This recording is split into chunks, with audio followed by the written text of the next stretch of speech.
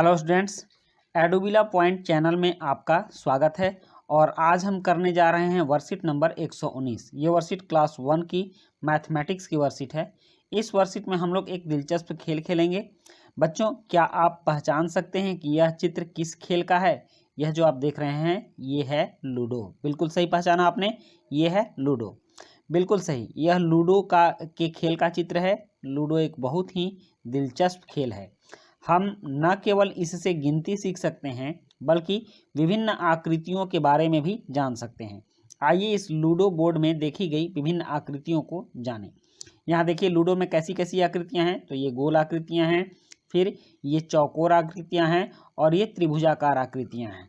तो इस तरह से यहाँ देखिए ये गोल हो गया, इसको सर्कल बोलते हैं। यह चौकोर हो गया, इसको हम लोग स्क्वायर बोलते हैं। और यह त्रिभुज हो गया, जिसको कि हम लोग ट्रायंगल बोलते हैं।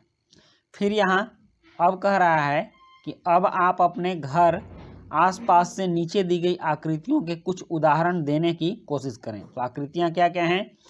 ये आकृति गोल है, तो गोल क्या होती है? तो गोल होती है रोटी, गोल होती है ना। फिर क्या होती है? तवा भी गोल होती है। उसके बाद थाली भी गोल होती है। तो इस तरह से हम गोल आकृतियों के उदाहरण दे सकते हैं। अब चलिए, अब कह रहा है चौकोर आकृतियाँ। तो चौकोर आकृतियाँ क्या क्या होती हैं? चौकोर आकृतियों में सबसे पहले आप देख लीजिए कैरम बोर्ड। कैरम चौकोर होता है, कैरम। उसके बाद क्या होता है? टेबल, इसको कि हम लोग टेबल भी बोलते हैं। तो टेबल कैसी आकृति होती है? चौकोर होती है। फिर आपने देखा होगा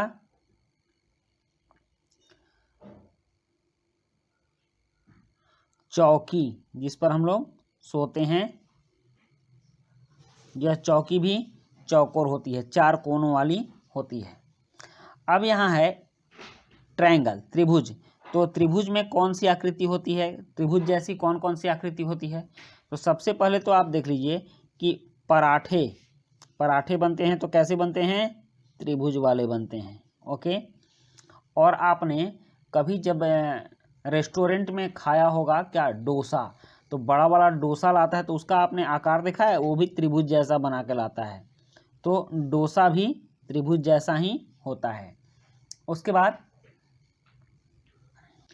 नेक्स्ट अगर हम देखते हैं तो आपने अभी तुरंत देखा है लूडो। तो लूडो का जो घर होता है यह भी त्रिभुज जैसा होता है, जिसमें सारी गोटी अंत में जाती है।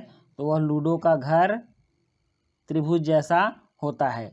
तो इस तरह से हमारे आसपास भी बहुत सी ऐसी आकृतियां होती हैं जो कि हमारे सीखने में हमारे काम आ सकती हैं। जैसे आप सर्कल देख लीजिए, चौकोर देख लीजिए, त्रिभुज देख लीजिए। और इन सभी आकृतियों के बारे में हमें जानना बहुत आवश्यक होता है, क्योंकि आगे इनसे हमें अभी बहुत कुछ सीखना है। इसके बाद अभिभावकों के लिए सुझाव है कि खेल में हारने के बाद बच्चे आमतौर पर निराश हो जाते हैं।